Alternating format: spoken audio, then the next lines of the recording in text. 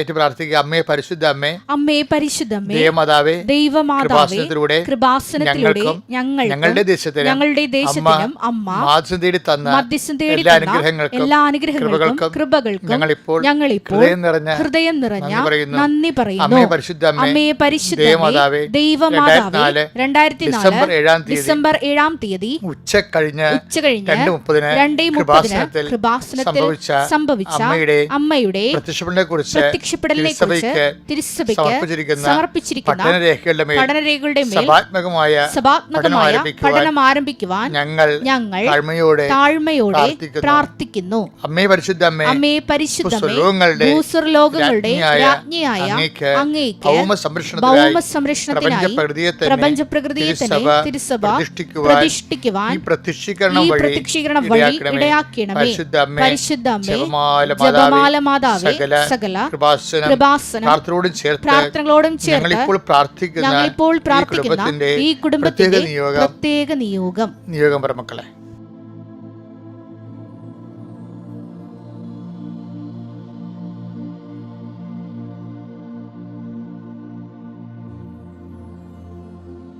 അമ്മയുടെ പ്രത്യക്ഷീകരണത്തിന്റെ ഈ അനുഗ്രഹവേളയിൽ ഞങ്ങൾക്ക് സാധിച്ചു തരുവാൻ കനിയണമേ. ആമേൻ. വിശ്വാസ പ്രമാണം. സർവശക്തനായ പിതാവും ആകാശത്തിന്റെയും ഭൂമിയുടെയും സൃഷ്ടാവുമായ ദൈവത്തിൽ ഞാൻ വിശ്വസിക്കുന്നു. അവിടുത്തെ ഏകപുത്രനും ഞങ്ങളുടെ കർത്താവുമായ ഈശോ മിശിഹായിലും ഞാൻ വിശ്വസിക്കുന്നു. ഈ പുത്രൻ പരിശുദ്ധാത്മാവിനാൽ ഗർഭസ്ഥനായി കന്യകാമറിയത്തിൽ നിന്ന് പിറന്ന് പൊന്തിയോസ് പീലാത്തോസിന്റെ കാലത്ത് പീഡകൾ സഹിച്ച് കുരിശിൽ തറയ്ക്കപ്പെട്ട് മരിച്ച് അടക്കപ്പെട്ട് പാതാളങ്ങളിൽ ഇറങ്ങി മരിച്ചവരുടെ ഇടയിൽ നിന്ന് 3-ാം നാൾ ഉയർത്ത് സ്വർഗത്തിലേക്ക് എഴുന്നള്ളി സർവശക്തിയുള്ള പിതാവായ ദൈവത്തിന്റെ വലതുഭാഗത്തിരിക്കുന്നു. അവിടെ നിന്ന് ജീവിക്കുന്നവരെയും മരിച്ചവരെയും വിധിക്കുവാൻ വരുമെന്നും ഞാൻ വിശ്വസിക്കുന്നു. പരിശുദ്ധാത്മാവിലും ഞാൻ വിശ്വസിക്കുന്നു. വിശുദ്ധ കത്തോലിക്കാ സഭയിലും പുണ്യവാന്മാരുടെ ഐക്യത്തിലും പാപങ്ങളുടെ മോചനത്തിലും ശരീരത്തിന്റെ ഉയർപ്പിലും നിത്യമായ ജീവിതത്തിലും ഞാൻ വിശ്വസിക്കുന്നു. ആമേൻ. സ്വർഗ്ഗസ്ഥനായ ഞങ്ങളുടെ പിതാവേ, അങ്ങയുടെ നാമം പൂജിതമാകണമേ. അങ്ങയുടെ രാജ്യം വരണമേ.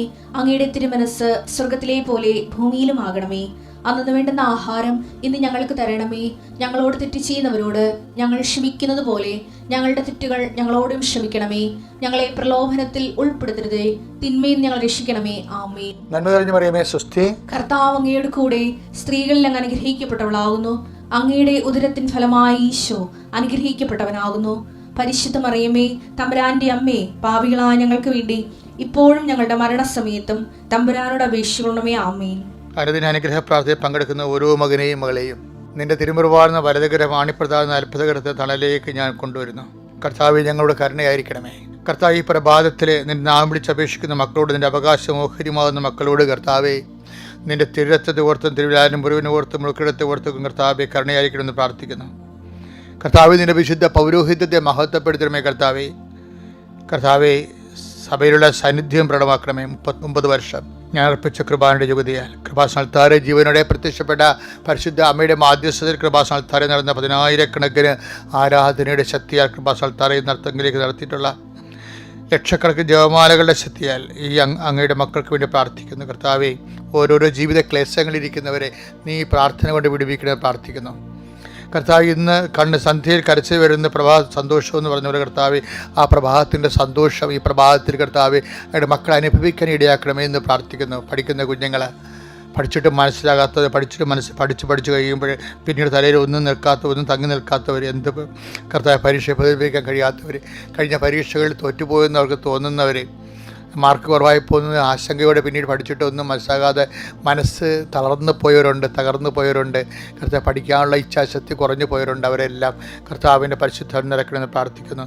ദൈവത്തിൻ്റെ കർത്താവെ, not by merit but by ഗ്രേസിൽ വർക്ക് ചെയ്യുന്ന ഉടമ്പടിയിൽ പങ്കെടുത്ത് പ്രാർത്ഥിക്കുന്ന ഓരോ മക്കൾ അവിടെ കഴിവിനെ കളുപ്പെടുത്തി അങ്ങയുടെ കൃപയിൽ കർത്താവെ ആ മക്കളെ അങ്ങ് ശ്രദ്ധിക്കട്ടെ. അമ്മയെ പരിശുദ്ധമേ, കാനായിലെ കല്യാണ കുടുംബത്തിൽ കടന്നു ചെന്നുണ്ട കുടുംബത്തിൻ്റെ ഇല്ലായ്മകളും വല്ലായ്മകളും കർത്താവ് മനസ്സിലാക്കിക്കൊണ്ട് അവർക്ക് വീഞ്ഞില്ല എന്ന് അവിടെ ഇല്ലായ്മ കർത്താവിൻ്റെ തിരുസി സമർപ്പിച്ച അമ്മയെ പരിശുദ്ധമേ ദൈവമാതാവേ, ഈ പ്രാർത്ഥന കേൾക്കുന്ന ഓരോ കുടുംബത്തിൻ്റെ ഇല്ലായ്മകളും പോരായ്മകളും അങ്ങയുടെ തിരുസന്നിധിയിൽ യേശുക്രിസ്തു ഉന്നതമായ നാമം സമർപ്പിക്കുവാൻ അമ്മേ ഞങ്ങൾക്ക് വേണ്ടി മാധ്യസ്ഥം വഹിക്കണം. എൻ്റെ കർത്താവിൻ്റെ ഉന്നതമായ നാമത്തെ ആസ്വദിക്കുന്നു. തിരുവിലാരം മുറിവിൻ്റെ നാമത്തെ ആശീർവദിക്കുന്നു. അവൻ്റെ മുറുകിടത്തിൻ്റെ നാമത്തിൽ ആശീർവദിക്കുന്നു. കർത്താവിൻ്റെ ഉയർത്തുന്നേപ്പിൻ്റെ ഉന്നതമായ വിജയത്തിൻ്റെ ശക്തിയാൽ ആശീർവദിക്കുന്നു. കർത്താവ് പറമ്പ്, സ്ഥലം, അതിൻ്റെ കേസ്, കടം, ജപ്തി, അതിൽ നിന്ന് തലകൂരാൻ വേണ്ടിയുള്ള പിടഞ്ഞുകൊണ്ടിരിക്കുന്ന മക്കളെ നീ സന്ധിക്കണം. അവർക്ക് സഹായിക്കാൻ ആരുമില്ലാത്തവരെ സന്ധിക്കണമെന്ന് പ്രാർത്ഥിക്കുന്നു. കർത്താവ് ഓരോരോ കാര്യങ്ങൾക്ക് വേണ്ടി കർത്താവ് രാത്രിയും പകലും ഓടുന്നവരുണ്ട്. ഇപ്പോൾ രാത്രി വരുമ്പോൾ മാതാപിതാക്കന്മാരുടെ മുഖം കാണിക്കാതിരിക്കാൻ വേണ്ടി പരാജയപ്പെട്ടും തകർന്നും ഒന്നും നടക്കാതെ തിരിച്ചു വരുമ്പോൾ സങ്കടം കൊണ്ടും ദേഷ്യം കൊണ്ടും വീട്ടുകാരോട് കലഹിക്കുന്നവരുണ്ട്. കർത്താവ് വീട്ടിൽ കയറാത്തവരിക്കുന്നവരുണ്ട്. ഈശോയെ മിണ്ടാതെ നടക്കുന്നവരുണ്ട്. ഈശോയെ പലതരത്തിൽ വൈകാരികമായിട്ട് നെഗറ്റീവായിട്ട് വിഷയങ്ങളെ സമീപിച്ചിട്ട് കർത്താവ് ദൈവത്തിന് പോലും എന്നെ വേണ്ടല്ലോ എന്നോർത്ത് ചിന്തിക്കുന്ന, എനിക്ക് ആയുമില്ലെന്ന് ഓർത്ത് വിഷമിക്കുന്ന, വേദനിക്കുന്ന വ്യക്തിഗതയുടെ മേൽ കർത്താവ് ഈ പ്രാർത്ഥനയുടെ ശക്തിയാൽ കർത്താവ് നിങ്ങൾക്കിത് ചെയ്ത് അവനിത് ചെയ്തു കൊടുക്കാൻ അവൻ യോഗ്യനാണ്. അവൻ നമ്മുടെ ജനത്തെ സ്നേഹിക്കുന്നു, നമുക്ക് വേണ്ടി സിനഗോഗ് പണി തന്നിട്ടുണ്ടെന്ന് ലുക്കായുടെ സുവിശേഷം 7-ാം അധ്യായത്തിൽ പറയുന്ന ശതാധിപൻ്റെ പ്രാർത്ഥന, കർത്താവ് റോമൻ പൗരൻ്റെ പ്രാർത്ഥന, കർത്താവ് അതിനോട് കർത്താവ് അപ്പോസ്തലന്മാർ അവർക്ക് വേണ്ടി യഹൂദ പ്രമാണികൾ ആ മനുഷ്യന് വേണ്ടി മധ്യസ്ഥം വഹിക്കുന്ന പോലെ ഞങ്ങൾ മധ്യസ്ഥം വഹിക്കുന്ന കർത്താവ് പ്രാർത്ഥന കൊണ്ടോ കർത്താവ് സാധാരണ അവരുടെ സ്വതസിദ്ധമായ സ്വാഭാവികമായ പുണ്യപ്രവർത്തികൾ കൊണ്ടോ നേടാൻ കഴിയാത്ത കാര്യങ്ങൾക്ക് വേണ്ടി കർത്താവ് ഞങ്ങളുടെ തിരുസന്നിധിയിൽ അങ്ങയുടെ മക്കൾക്ക് വേണ്ടി മധ്യസ്ഥം വഹിക്കുന്ന ഈ പകല് മുഴുവനും അവർ കടന്നു പോകുന്ന ഓഫീസുകൾ, കണ്ടുമുട്ടുന്ന വ്യക്തികൾ, തൊഴിലിടങ്ങൾ, വരുമാനം വർദ്ധിപ്പിക്കുന്നതിന് വേണ്ടി ചെയ്യുന്ന ഓരോ പരിശ്രമങ്ങൾ, അതിൻ്റെ പരാജയങ്ങൾ എല്ലാം പരിഹരിച്ചുകൊണ്ട് ദൈവത്തിൻ്റെ കാരണങ്ങൾ ആവശ്യിക്കേണ്ടി പ്രാർത്ഥിക്കുന്നു. കുടുംബങ്ങളിൽ സമാധാനം ഉണ്ടാകണം. കർത്താവ് അകന്നു പോകാൻ ആഗ്രഹിക്കുന്ന മാതാപിതാക്കന്മാർ, കുഞ്ഞുങ്ങൾ തന്നെ അവസാനം നിങ്ങളിങ്ങനെ വഴക്കിട്ട് പിരിഞ്ഞു പോകുന്ന പേര് ഞങ്ങളെന്ത് ജനിപ്പിച്ചു എന്ന് ചോദിച്ചുകൊണ്ട് കുഞ്ഞുങ്ങൾ മാതാപിതാക്കന്മാരുടെ വേർപിരിയലിൽ നിന്ന് വേദനിക്കുകയും കുഞ്ഞുങ്ങളുടെ മേൽ കർത്താവ് അവർക്ക് ധൈര്യത്തോടെ ആത്മവിശ്വാസത്തോടെ വളർന്നു വരാൻ പറ്റാത്ത അന്തഛിദ്രം ബാധിച്ച കുടുംബങ്ങളുടെ മേൽ കർത്താവ് നിന്റെ അഭിഷേകം അയക്കണം പ്രാർത്ഥിക്കുന്നു. കർത്താവ് മനുഷ്യൻ്റെ കഴിവ് കൊണ്ടല്ല, അങ്ങയുടെ കൃപ കൊണ്ടാണ്. തീർച്ചയായും കർത്താവ് അങ്ങയുടെ കൃപയാൽ തന്നെ അങ്ങനെയുള്ള കുടുംബങ്ങളെ നിലനിർത്തണമെന്ന് പ്രാർത്ഥിക്കുന്നു. എൻ്റെ കർത്താവിൻ്റെ ഉന്നതമായ നാമത്തിൽ സഭയുടെ അധികാരത്തിൽ കുരിശിൻ്റെ അടയാളത്തിൽ ദൈവത്തിൻ്റെ ശക്തിയാൽ ഞാൻ മക്കളെ ആശീർവദിക്കുന്നു. കർത്താവെ നിങ്ങളുടെ ഓരോ യാത്രയിലും കർത്താവെ അങ്ങയുടെ മക്കളുടെ ഓരോ യാത്രയിലും അങ്ങ് പ്രത്യേകം സന്ധിക്കണമേ. കർത്താവെ നിൻ്റെ നാമത്തിലുള്ള പരിശ്രമങ്ങളെ വിജയിപ്പിക്കണമേ. കർത്താവിൽ വിസ പ്രോസസ്സിങ്ങിലിരിക്കുന്നവരെ പലയിടത്തും അതുപോലെ തന്നെ കോളേജുകളും മറ്റു ജോലികളിലും കർത്താവെ പലതരത്തിലുള്ള തടസ്സങ്ങൾ നേരിടുന്നവർ, എംബസി തടസ്സങ്ങളുള്ളവർ, അതുപോലെ തന്നെ ഓരോരോ സ്പോൺസേഴ്സിൻ്റെ തടസ്സങ്ങളുള്ളവർ, പണം വാങ്ങിച്ചിട്ട് പിന്നീട് പറ്റിച്ചുകയും പിന്നീട് അവരെ വിളിച്ചിട്ട് പോലും ഫോൺ വിളിച്ചിട്ട് പോലും എടുക്കാതിരിക്കുകയും സമയങ്ങൾ വെറുതെ നീണ്ടുപോവുകയും ചെയ്യുമ്പോൾ വേദനിക്കുകയും വിഷമിക്കുകയും പരീക്ഷ കൂടുകയും ചെയ്ത് സങ്കടപ്പെടുന്ന വ്യക്തികൾ, അങ്ങനെയുള്ള എല്ലാവരെയും ഇന്നൊരു ദിവസം കർത്താവ് അങ്ങയുടെ തിരുത്തി ഞാൻ കുർബാന അർപ്പിച്ചുകൊണ്ട് അങ്ങയുടെ മക്കൾക്ക് വേണ്ടി പ്രാർത്ഥിക്കുകയാണ്. എൻ്റെ കർത്താവിനുമായ നാമത്തിൽ സഭയുടെ അധികാരത്തിൽ കുരിശടയാളത്ത് മാർച്ച് 16-ാം തീയതിയായി ഇന്ന് കർത്താവിൻ്റെ അത്ഭുതങ്ങൾ, നിങ്ങളുടെ കഴിവുകൊണ്ട് നടക്കാത്ത കാര്യം കർത്താവിൻ്റെ കൃപ കൊണ്ട് നടന്നുകൊണ്ട് ദൈവത്തെ മഹത്വപ്പെടുത്താൻ പരിശുദ്ധ ദൈവമാത നിങ്ങൾക്ക് വേണ്ടി മധ്യസ്ഥ വഹിക്കട്ടെ. നിത്യപിതാവും പുത്രനും പരിശുദ്ധാത്മാവായ സർവീശ്വരായി നീക്കും. ആമീൻ. നോൻപ് കാലത്തിൻ്റെ ഒരു പ്രധാനപ്പെട്ട ഉദ്ദേശം വിശപ്പറിയുക എന്നല്ലേ. നമ്മൾ ഉച്ചയ്ക്ക് ഉപവസിക്കുന്നവരുണ്ട്. പണ്ടത്തെ പോലൊന്നും അല്ലേടാ. എൻ്റെ കുഞ്ഞുനാളിലൊക്കെ ദുഃഖവെള്ളിയാഴ്ച വരെ മനുഷ്യൻ മൂക്കറ്റം തിന്നിട്ട് അവസാനം യൂതന്മാരുടെ കണ്ണു പൊട്ടിക്കാൻ വേണ്ടി കശുവണ്ടി ചുട്ട് തിന്ന് 2 ഏമ്പക്കം വേണ്ടി വള്ളിയിൽ പോയ കാലമുണ്ട്. വിവരമില്ലാത്തൊരു കാലം ഉണ്ടായിരുന്നു. അജ്ഞതയുടെ കാലഘട്ടം എന്ന് പറയും. നമ്മൾ പണ്ടത്തെ കേമത്വമൊക്കെ പറയുന്നുണ്ടെങ്കിലും ഇതുപോലുള്ള അഭ്യാസങ്ങൾ നടന്നിരുന്നുണ്ട്. പക്ഷെ ഇന്നങ്ങനെയല്ല. ഇന്ന് ഉള്ളവനുമുണ്ട്, ഇല്ലാത്തവനും ഇല്ലെന്നേ ഉള്ളൂ. ഇന്ന് വിശുദ്ധിയിലും ഒത്തിരിയേറെ വിശുദ്ധിയിലും ദൈവത്തിൻ്റെ ഭക്തിയിലും സുവിശേഷത്തിൻ്റെ സാക്ഷ്യം ജീവിക്കുന്ന ലക്ഷക്കണക്കിന് മനുഷ്യരുണ്ട്. പക്ഷേ അവരാരിങ്ങനെ കൊട്ടിക്കോഷിക്കണില്ലെന്ന് മാത്രമേ ഇന്നത്തെ പ്രശ്നമുള്ളൂ. നോൻപ് കാലം എന്ന് പറയുമ്പോൾ വിശപ്പ് അറിയുക എന്നാണ് അതിൻ്റെ അകത്ത് പ്രധാനപ്പെട്ട വിഷയം. അതുകൊണ്ടാണ് അതെച്ചാൽ നമ്മുടെ വിശപ്പ് നമ്മളറിയുക. അതെന്തിനാണ് നമ്മുടെ വിശപ്പ് നമ്മളറിയണത്? എന്തിനാണ്? മറ്റ് വിശക്കണ ആൾക്കാരെ കൂടെ വിശപ്പ് അറിയാൻ വേണ്ടിയാണ് ഈ നോൻപ് കാലം ഉള്ളത്. മനസ്സിലായില്ലേ? ഇപ്പം ഇന്ന് ഉപവസിച്ച് ആ ഊണിൻ്റെ കാശ് കൊണ്ട് ഈസ്റ്റർ കഴിയുമ്പോൾ 2 ഊണ് കഴിക്കണമല്ല. ഇന്ന് കൊണ്ട് കഴിച്ചിട്ട് അതിൻ്റെ കഴിക്കാതെ കർത്താവിന് വേണ്ടി മാറ്റി വെച്ചിട്ട് എന്ത് ചെയ്യും? ആ പണം മറ്റുള്ളവർക്ക് വിശക്കണവർക്ക് കൊടുക്കുമത് നമ്മൾ. അതാണ് ഇതിൻ്റെ ഉദ്ദേശം. ഇപ്പോൾ കഴിഞ്ഞ ദിവസം ഒരു സാക്ഷി ഉണ്ടായെന്ന് വെച്ചാൽ അവർക്ക് ക്യാൻസറാണ്. വയറ് മൊത്തം ആമാശയം എടുത്ത് കളയാൻ പറഞ്ഞിരിക്കുകയും 20 ലക്ഷം ആൾക്കാർക്ക് വരുന്നതിൽ 20 ലക്ഷത്തിൽ ഒരാൾക്ക് തന്നെ രോഗമാണ്. പക്ഷേ അവരെന്ത് ചെയ്യും? അവർ ഉടമ്പടി എടുത്തതിന് ശേഷം ആ വയറും വെച്ചുകൊണ്ട് തന്നെ വെളുപ്പിനെ ഇരുന്നുകൊണ്ട് 10 പേർക്ക് സ്വന്തം കൈകൊണ്ട് ആഹാരം ഉണ്ടാക്കി മെഡിക്കൽ കോളേജിൽ കൊണ്ടേ കൊടുക്കും. മനുഷ്യന്മാർക്ക് മാറിയ മാറ്റം കണ്ടില്ലേ? പടവെട്ടുകണേ. രോഗത്തോടും മരണത്തോടും സുവിശേഷം കൊണ്ട് പടവെട്ടുന്ന സുവിശേഷത്തിൻ്റെ വലിയ പോരാളികളുടെ ഒരു കാലഘട്ടമാണിത്. നിങ്ങളെ സാക്ഷിയൊക്കെ ഒന്ന് കേൾക്കണം കേട്ടോ.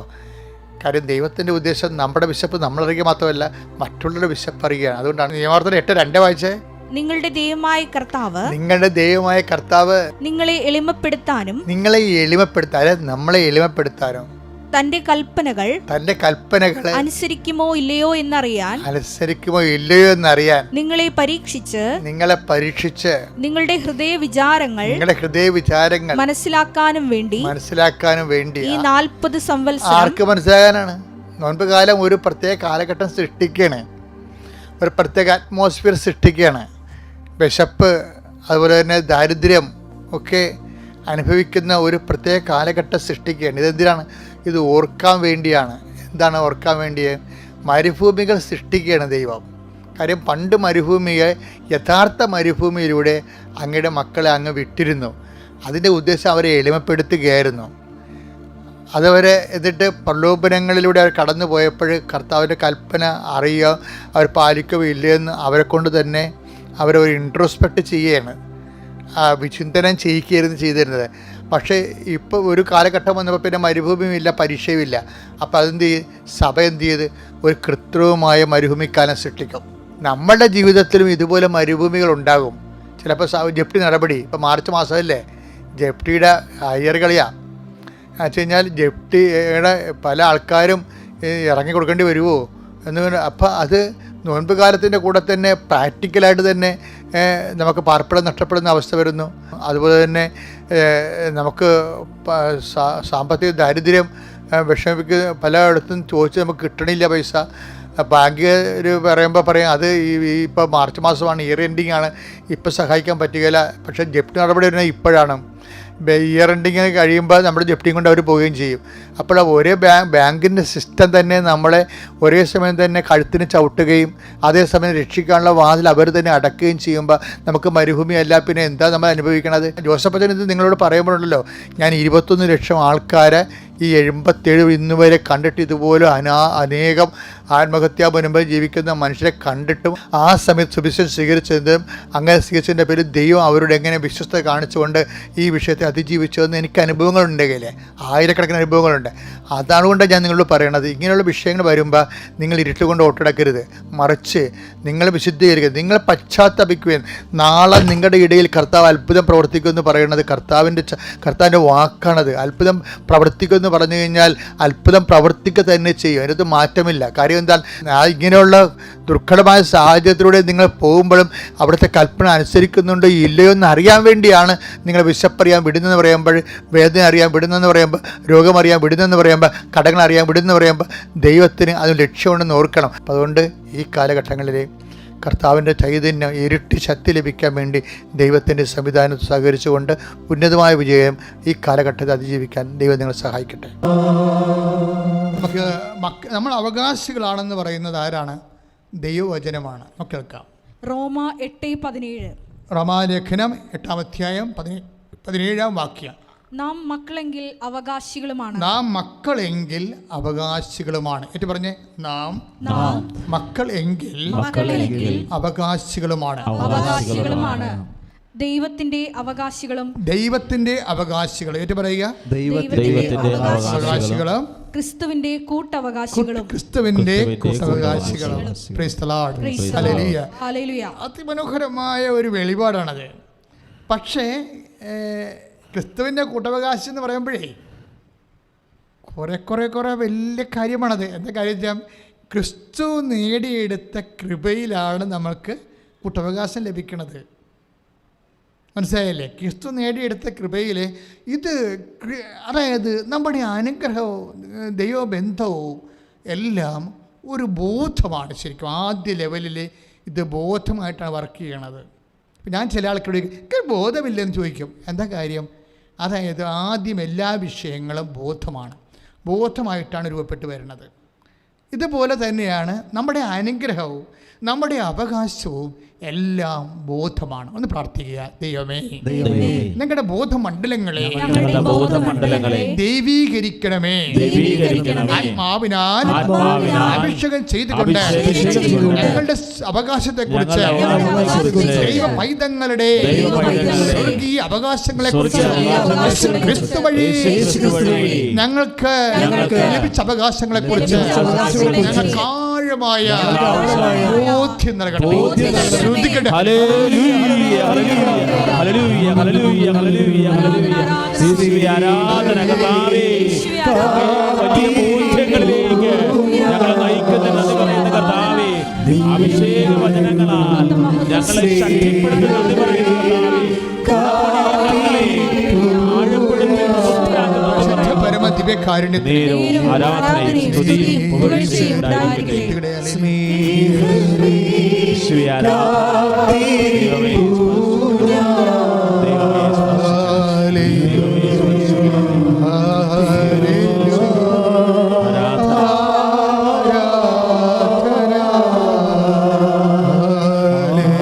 പരിശുദ്ധ പരമ ദിവ്യകാരുണ്യത്തിന്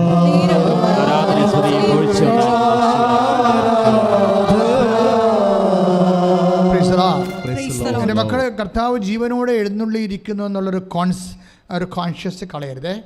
അതുകൊണ്ട് തന്നെയാണ് അച്ഛൻ എപ്പോഴും നിരന്തരമായി ഇങ്ങനെ വചനപ്രഘോഷമായിട്ട് മുന്നോട്ട് പോകാത്തതിൻ്റെ കാരണം എന്താണെന്ന് വെച്ചാൽ, നമ്മൾ വചനപ്രഘോഷമായിട്ട് മാത്രം മുന്നോട്ട് പോയാൽ നിങ്ങൾ ദിവ്യകാരുണ്യത്തെ അറിയാതെ മറക്കും. കൃപാസനം ആരാധനയുടെ ആസ്തി എന്ന് പറയുന്നത് ദിവ്യകൃപാനയുടെ സാന്നിധ്യവും ആൾത്താരെ പ്രത്യക്ഷപ്പെട്ട കൃപാസനം മാതാവിൻ്റെ മാധ്യസ്ഥവുമാണ്. ഇതിന് നടുക്കാണ് നിങ്ങൾക്ക് വചനം നൽകപ്പെടുന്നത്. ഈ വചനങ്ങളെല്ലാം ഞാൻ നോക്കിയതോ പഠിച്ചതുമല്ല, അഥവാ ഞാൻ ഓർത്തിട്ടുണ്ടെങ്കിൽ കർത്താവ് എനിക്ക് തന്നിട്ടുള്ളതാണ്, അല്ലാതെ ഞാനൊരു പുസ്തകം നോക്കിയിട്ടുള്ളതല്ല. കർത്താവ് എനിക്ക് മാത്രം തന്ന വചനങ്ങൾ മാത്രമേ ഞാൻ നിങ്ങളോട് പറയത്തുള്ളൂ. ആർക്കെങ്കിലും കൊടുത്ത വചനങ്ങൾ നോക്കിയോ പഠിച്ചോ ഒന്നും പറയത്തില്ല. എന്നോട് സംസാരിച്ചുള്ള വചനങ്ങൾ, എല്ലാ ധ്യാനങ്ങളിലും കൂടെ കർത്താവ് എനിക്ക് തന്നിട്ടുള്ള ഉൾക്കാഴ്ചകൾ, നമ്മൾ അത് എപ്പോഴും എൻ്റെ സഹോദരൻ എനിക്ക് തോന്നിയിട്ടുള്ളൊരു കാര്യം, നിങ്ങൾ എന്താ ചെയ്യേണ്ടതെന്ന് വെച്ച് കഴിഞ്ഞാൽ, നിങ്ങളുടെ ടൈമിൻ്റെ നല്ലൊരു ശതമാനം ടൈം കൺസ്യൂം ചെയ്യുന്നത് നിങ്ങളുടെ വീട്ടിടപാടുകളാണ്. വീട്ടിടപാടുകൾ, ജോലി, വീട്, അതുപോലെ തന്നെ കുഞ്ഞുങ്ങൾ, അവിടെ പഠിപ്പ്, ഇത് ഒന്നും വേണ്ടെന്നല്ല. പക്ഷേ ഇതൊക്കെ ചെയ്യുമ്പോഴും നിങ്ങൾക്കൊരു ഡബിൾ കോൺഷ്യസ് ഉണ്ടാക്കാൻ പറ്റും. ഡബിൾ കോൺഷ്യസ് എന്ന് പറഞ്ഞാൽ എന്താ? ഒരു പ്രൈമറി കോൺഷ്യസ് ആൻഡ് ഒരു സബ് കോൺഷ്യസ് ഉണ്ടാക്കാൻ പറ്റും. എന്ന് വെച്ചാൽ ഇപ്പോൾ ഞാൻ ഉദ്ദേശിക്കുന്നത്, നിങ്ങളിപ്പോൾ മക്കളെ പഠിപ്പിക്കുന്നു, അല്ലെങ്കിൽ കടയിൽ പോകുന്നു, അല്ലെങ്കിൽ സാധനങ്ങൾ വാങ്ങിക്കുന്നു, അങ്ങനെ ഓരോ കാര്യങ്ങൾ നിങ്ങൾ ചെയ്യുന്നു. ചില ആൾക്കാരുമായിട്ട് ഗുസ്തി വെക്കുന്നു. എന്താ ഗുസ്തി വെക്കാൻ കാര്യം? നമ്മളവിടെ കൊണ്ടേ കൊടുത്ത സാധനങ്ങൾ, നമ്മൾ കഷ്ടപ്പെട്ടുണ്ടാക്കിയ സാധനം കൊടുത്തിട്ട് കാശ് തന്നില്ല, പിന്നെ അവിടെ ചെന്നിട്ട് നമ്മൾ കറുത്തൊക്കെ സംസാരിക്കും അല്ലേ? ചില കറുത്ത് സംസാരിക്കത്തില്ല, ചില ജവമാന ചെല്ലുകയുള്ളൂ. കാര്യം അവർക്ക് ഈ കറുത്ത സംസാരിക്കുന്നവർക്ക് ജവമാന ചൊല്ലി എങ്ങനെയാണ് ആളെ നേരെ കൊണ്ടുവരണതിനെക്കുറിച്ച് അറിയത്തില്ല. അപ്പോൾ അവരത് അറിയണത് വരെ അവർ കറുത്ത് സംസാരിച്ചുകൊണ്ടിരിക്കും. ഞാൻ അതിനെ നിഷേധിക്കണില്ല. കാര്യം വെച്ചാൽ നമ്മുടെ കാര്യങ്ങൾ പറയാൻ നമ്മൾ ബാധ്യസ്ഥരാണ്. പക്ഷേ സഭ്യമായ ലാംഗ്വേജിൽ അതേ ദൈവത്തിനെ കൂട്ടുപിടിച്ചുകൊണ്ടൊക്കെ ചെയ്താൽ അധികം നമുക്ക് തലകേടാകാതെ അവിടെ നിന്ന് രക്ഷപ്പെടാൻ പറ്റും. പക്ഷേ ഇങ്ങനെയൊക്കെയുള്ള കുറേ വ്യഗ്രതകളുണ്ട്.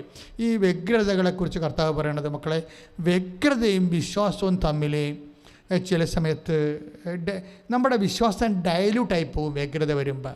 അപ്പം അതുകൊണ്ട് എന്താ പ്രശ്നം വെച്ചാൽ, ഒരു പ്രിൻസിപ്പൽ കോൺഷ്യസ് ഡെവലപ്പ് ചെയ്തെടുക്കണം. എന്നുവെച്ചാൽ ഒരു മെയിൻ കോൺഷ്യസ്, പ്രധാന അവബോധവും ഒരു ഉപ അവബോധവും ഉണ്ടാക്കണം. എന്ന് വെച്ചാൽ എന്താണ്? അപ്പോൾ നിങ്ങൾ അത് ദൈവത്തെക്കുറിച്ച് ഒരു പ്രിൻസിപ്പൽ കോൺഷ്യസ്. ഇപ്പം ഞങ്ങളൊക്കെ അങ്ങനെ ചെയ്യണത്, എപ്പോഴും ദൈവത്തെക്കുറിച്ച് ഒരു കോൺഷ്യസ് എപ്പോഴും ഉണ്ടാവും. അപ്പം നിങ്ങൾ ചോദിക്കും, അച്ഛൻ്റെ ജോലി അതായത് കൊണ്ടാണ്. അച്ഛൻ്റെ ജോലി, അച്ഛൻ പലതരം ജോലി ചെയ്യുന്നുണ്ടല്ലോ. അച്ഛന്മാരുടെയൊക്കെ ഓരോ ജോലിയൊക്കെ അറിയാൻ പാടില്ലേ?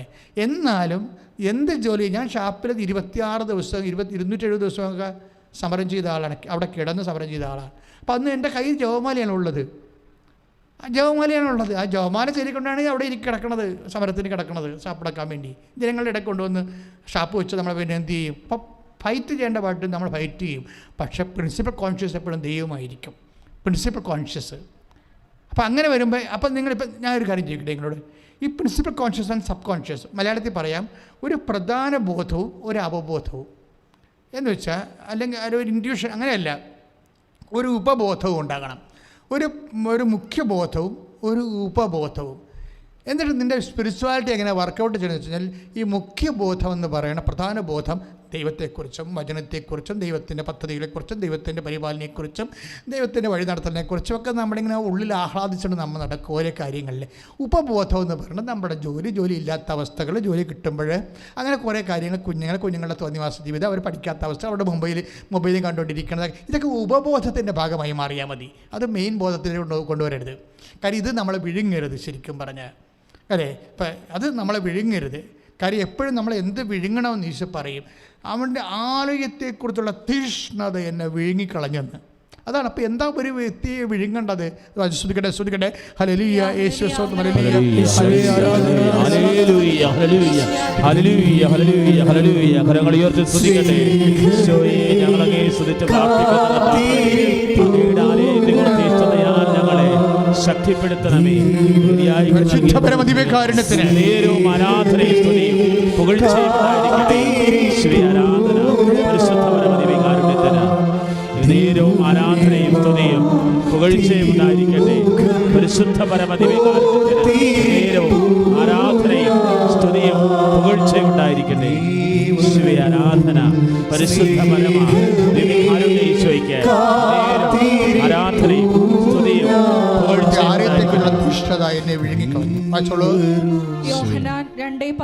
യോഹന്നാന്റെ സുവിശേഷം 2:17 വാക്യം. അവിടുത്തെ ആലയത്തെക്കുറിച്ചുള്ള തീക്ഷ്ണത എന്നെ വിഴുങ്ങിക്കളയും. അവിടുത്തെ ആലയത്തെക്കുറിച്ചുള്ള തീക്ഷ്ണത എന്നെ വിഴുങ്ങിക്കളഞ്ഞു എന്ന് എഴുതപ്പെട്ടിരിക്കുന്നു. അപ്പം കർത്താവ് എപ്പോഴും പറയുന്നത് എന്താണ്? ഞാൻ ചെയ്തതുപോലെ നിങ്ങളും ചെയ്യണം. കാല് കഴുകുമ്പോൾ എന്താ പറഞ്ഞത്? കർത്താവിൻ്റെ ഒരു പ്രിൻസിപ്പൽ നിലപാടാണത്. ഈശോ എന്നാ ചെയ്തിട്ടുണ്ടെങ്കിൽ അത് നമ്മൾ ചെയ്യണമെന്നാണ്. അത് കർത്താവിൻ്റെ ഒരു നിലപാടിൻ്റെ ഭാഗമാണ്. ഞാൻ ചെയ്ത എന്താ നിങ്ങൾക്കറിയാവോ? ഞാൻ നിങ്ങളോട് ചെയ്ത പോലെ നിങ്ങളും ചെയ്യണം. ശ്രുതികട്ടെ. Hallelujah, hallelujah, hallelujah, hallelujah, hallelujah, hallelujah, hallelujah,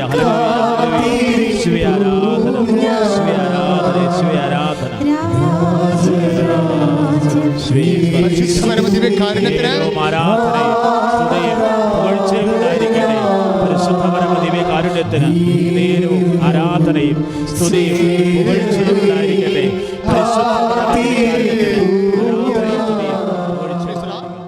യോഹന്നാന്റെ സുവിശേഷം 13-ാം അധ്യായം വായിക്കുക. ശ്രുതികട്ടെ. Hallelujah, hallelujah, hallelujah, hallelujah, hallelujah, hallelujah. യേശുവേ ആരാധന. Hallelujah, hallelujah, hallelujah.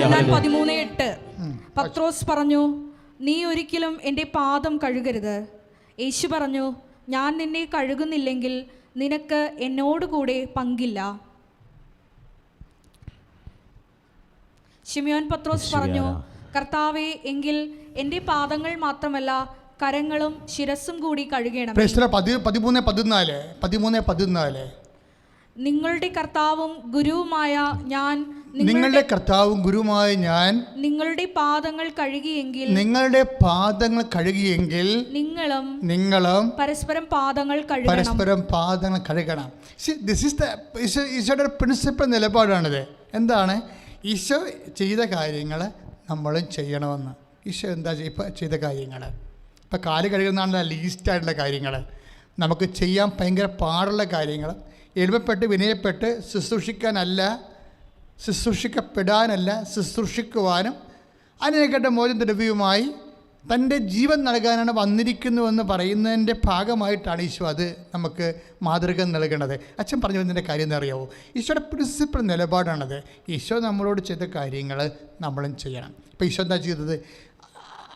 അവൻ്റെ ആലയത്തെക്കുറിച്ചുള്ള തീഷ്ണത എന്നെ വിഴുങ്ങിക്കളഞ്ഞു. അതല്ലേ നമ്മൾ വായിച്ചത്.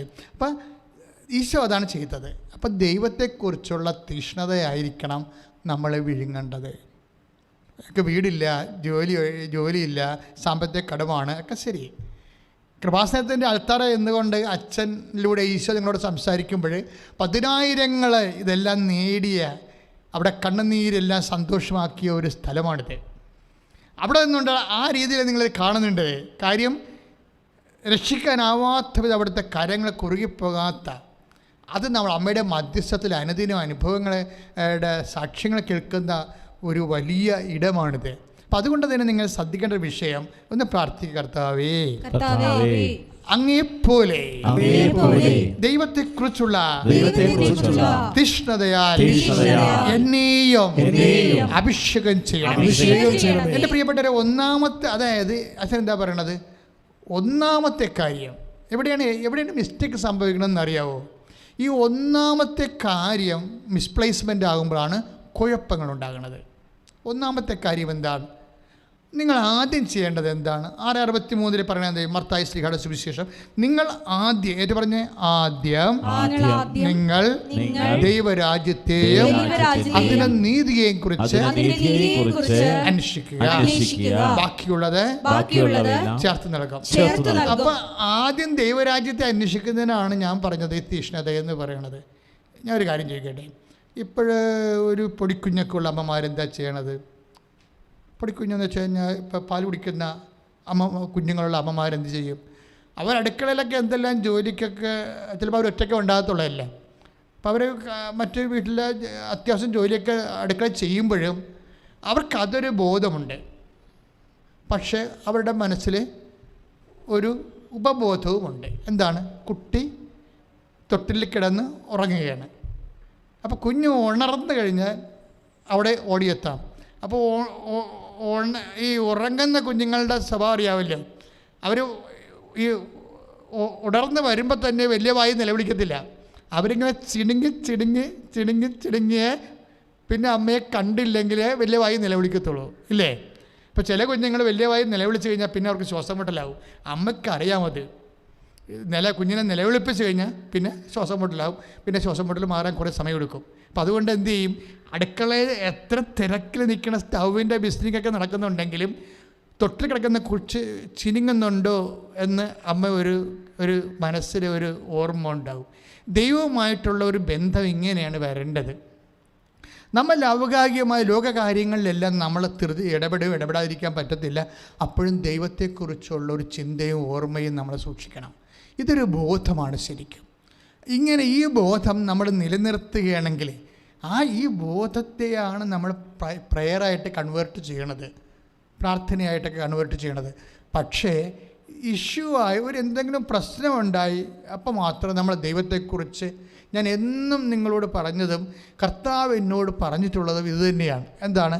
ഈ വിഷയം ഉണ്ടാകുമ്പോൾ നിങ്ങൾ ആ സമയത്തുള്ള ഒരു ദൈവത്തെ വിളിക്കുകയും ഒരു ധൃതിയും ബഹളവും ഒക്കെ അങ്ങനെ കാണിക്കരുത്. എന്താ പ്രശ്നം വെച്ചാൽ അത് നിങ്ങളുടെ ബന്ധത്തിൻ്റെ പ്രശ്നമാണ്. നിങ്ങൾക്ക് ദൈവവുമായിട്ടുള്ള ബന്ധം ഇഷ്യൂ ബേസ്ഡാണ്. എന്തെങ്കിലും ഇഷ്യൂ ഉണ്ടാകുന്നു, അപ്പോഴൊരു റിലേഷൻ ഉണ്ടാകുന്നു. ആ ഇഷ്യൂ തീരുമ്പോൾ ബന്ധവും മാറിപ്പോകും. അപ്പം അങ്ങനെ വരരുത്. അങ്ങനെ വന്നു കഴിഞ്ഞാൽ കാര്യം ദൈവവുമായിട്ട് എല്ലാവരുടെ ബന്ധങ്ങളും അവസാനിക്കത്തില്ലേ? എല്ലാവരുടെ ബന്ധങ്ങളും അവസാനിക്കും. അവസാനം വീണ്ടും നിലനിൽക്കുന്ന ബന്ധം ദൈവവുമായിട്ടുള്ള ബന്ധം മാത്രമായിരിക്കും. ആ ഒരു ബോധം നമുക്കുണ്ടാകണം. നമ്മളെന്ത് പ്രാധാന്യം കൊടുത്താലും എല്ലാ ബന്ധങ്ങളും ഒരു ടൈമിൽ, ഇപ്പം നമ്മളില്ലാത്തൊരവസ്ഥയിൽ ഉണ്ടാകുന്ന ലോകം നമ്മളുമായിട്ടൊരു ബന്ധമില്ലാത്തൊരു ലോകമാണ്. അതൊക്കെ വേണമെങ്കിലൊന്ന് മരിച്ചു നോക്കണത് നല്ലതായിരിക്കും. അത് വേണ്ട, ചുമ്മാ ഒന്ന് ആശുപത്രി കിടന്നാൽ ഒരു 10 ദിവസം അടുക്കളയുടെ ഭരണം പോണ വഴിയറിയത്തില്ല. അതല്ല ഈ ആൾക്കാർ ചെടുത്തിമാരൊക്കെ ആശുപത്രിയിൽ നിന്ന് എഴുന്നേറ്റ് ഓടിക്കളാണ് അത് വീട്ടിലോട്ട്. ഞാൻ പോണ ഡോക്ടർ എന്ന് പറയുമ്പോൾ കുത്തി വെച്ച് സൂചി ഒടിഞ്ഞ് അവർ 4 കാലം വീണ് പാടി വീട്ടിൽ തന്നെ എന്താ കാര്യം? വീട്ടിൽ അവരോട് ചോദിച്ചുകൊണ്ടിരുന്ന അമ്മ തോർത്തെന്തേ, അമ്മ സോപ്പ് എന്തേന്ന് ചോദിക്കുമ്പോൾ ചെടുത്തി സോപ്പ് എന്തേന്ന് ചോദിക്കാനൊരു ശീലമായി പോകും. പിന്നെ അത് മോശം ശീലമാകും. നിങ്ങളുടെ മുമ്പിൽ നിങ്ങളോട് ചോദിച്ചിരുന്ന ഭർത്താവ്, എടി പക്ഷായാ എന്ന് ചോദിക്കുന്ന സമയത്ത് ഇപ്പം ചോദിക്കുന്നില്ല, കാര്യം നിങ്ങളില്ല, നിങ്ങൾ ആശുപത്രിയിലാണ്. ആ സ്ഥാനത്തൊക്കെ വേറെ ആൾക്കാർ വരും. ചിലപ്പോൾ ചേട്ടൻ്റെ ഭാര്യ ഇരിക്കും, ചിലപ്പോൾ അവിടുത്തെ നിങ്ങളുടെ തന്നെ മകളായിരിക്കും. നിങ്ങളുടെ മകളാണെന്ന് പറഞ്ഞാലും ചേട്ടൻ്റെ ഭാര്യയാണെന്ന് പറഞ്ഞാലും അത് നിങ്ങളുടെ മകൻ്റെ മകളാണെന്ന് പറഞ്ഞാലും മരുമകളെന്നാണ് പറഞ്ഞാലും നിങ്ങളല്ലല്ലോ. അവിടെയാണ് പ്രശ്നം കിടക്കുന്നത്. ആരാണെന്ന് പറഞ്ഞാലും നിങ്ങളല്ലല്ലോ. അതുകൊണ്ടാണ് ചേർത്തി അവിടുന്ന് ഓടണത്. ചേർത്തി ഓടുമ്പോൾ നിങ്ങൾ ഓർക്കും, അയ്യോ ചേർത്തി വീട്ടുകാരോട് എന്തൊരു താപം, എൻ്റെ നാത്തൂന് എനിക്ക് അവിടെ കിടന്നൊരു സമാധാനമില്ല. എന്താ കാര്യം? വീട്ടിൻ്റെ കയ്യിൽ കലാപറന്ത പോലെ പാറാപറന്തൽ പോലെ ആയിപ്പോലെ ഈ വല്യമ്മയുടെ വർത്താനാണിത്. എന്നുവെച്ചാൽ ഇങ്ങനെ എല്ലാം ഞാൻ വരുമ്പോൾ ഇവിടെ ഒരു കളിയും കച്ചവടമാണ്. എന്താണ്? അവിടെ ഷഡ്ഡി, അവിടെ ചെരുപ്പ്, ഇവിടെ എവിടെ വെച്ചതെന്ന് ആർക്കും അറിയാൻ പാടില്ല, ഇതാണ് കളി എന്നൊക്കെ പറഞ്ഞുകൊണ്ട് ഭയങ്കര കിണറ്റിൻ്റെ പുരാണമൊക്കെ ആവും. എന്താ സംഭവം എന്താണ്? ഇവരുടെ അധികാരം പോയി സെക്കൻഡുകൾക്കുള്ളിൽ. വെറുതെ ഒരു 3 പ്രാവശ്യത്തെ ഒരു 5 ദിവസത്തെ പനി കഴിഞ്ഞപ്പോൾ തന്നെ ഇവിടെ ആപ്പീസ് പൂട്ടി വീട്ടില്ല. നിങ്ങൾ ഓർക്കുക, ഇത്രയേ ഉള്ളൂ കാര്യങ്ങളെന്ന്. എപ്പോഴായാലും ഇപ്പം നിങ്ങളിപ്പോൾ ആശുപത്രിയിൽ നിന്നൊക്കെ ഓടി വരാൻ പറ്റും, ഒരിക്കലും ഓടി വരാൻ പറ്റാത്തൊരു സ്ഥലത്തേക്ക് പോകേണ്ടി വരുമെന്ന് ഓർക്കണം. ഒരിക്കലും ഓടി വരാൻ പറ്റാത്ത സ്ഥലത്തേക്ക്. ഇങ്ങോട്ട് ഫ്ലൈറ്റും ഇല്ല, ഒരു സംഭവമില്ല. ആ ഒരു സ്ഥലത്തേക്ക് ഒരു മനുഷ്യൻ എപ്പോഴായാലും പോകേണ്ടി വരും. അന്ന് ഇവിടുത്തെ കളിയും കച്ചവടം കാണാൻ മാത്രമുണ്ട്. അതുകൊണ്ട് അന്ന് പ്രാധാന്യമില്ലാത്ത വിഷയത്തിന് നിങ്ങളായിട്ട് ഇന്ന് പ്രാധാന്യം കൊടുത്തിട്ട് ദൈവത്തെ അവഗണിക്കരുത്. You got a point. മനസ്സിലായോ ഞാൻ പറയണത്? എന്താ ഞാൻ പറയണത്? അന്ന് നിങ്ങൾക്ക് പ്രാധാന്യമില്ലാത്ത ബന്ധങ്ങളെ ഇന്ന് നിങ്ങൾ നച്ചർ ചെയ്യരുത്. കർത്താവിന് അതിൻ്റെ പേര് അവഗണിക്കരുത്. നിങ്ങൾ പ്രിൻസിപ്പൽ ബോധം, അതായത് മുഖ്യമായ ബോധത്തിലെ 1ാമത്തെ സ്ഥാനം കർത്താവിന് തന്നെയായിരിക്കണം. ബാക്കിയെല്ലാം സബ്ബാണ്. പ്രാർത്ഥിക്കുക, കർത്താവായ ദൈവമേ, എല്ലാ ബന്ധങ്ങളെക്കാളും എല്ലാ സംരംഭങ്ങളെക്കാളും കർത്താവേ, നിന്നെ മാത്രം ചേർന്ന് നിൽക്കുവാനും നിനക്ക് വേണ്ടി ജീവിക്കുവാനും നിന്നെ ഓർത്ത് ജീവിക്കുവാനും ബോധത്തിൽ പുലരുവാനും എന്നെ അഭിഷേകം ചെയ്യണമേ. ശ്രദ്ധിക്കട്ടെ. കർത്താവായ ദൈവമേ, ഞങ്ങളെ സ്തുതിക്കുന്നു.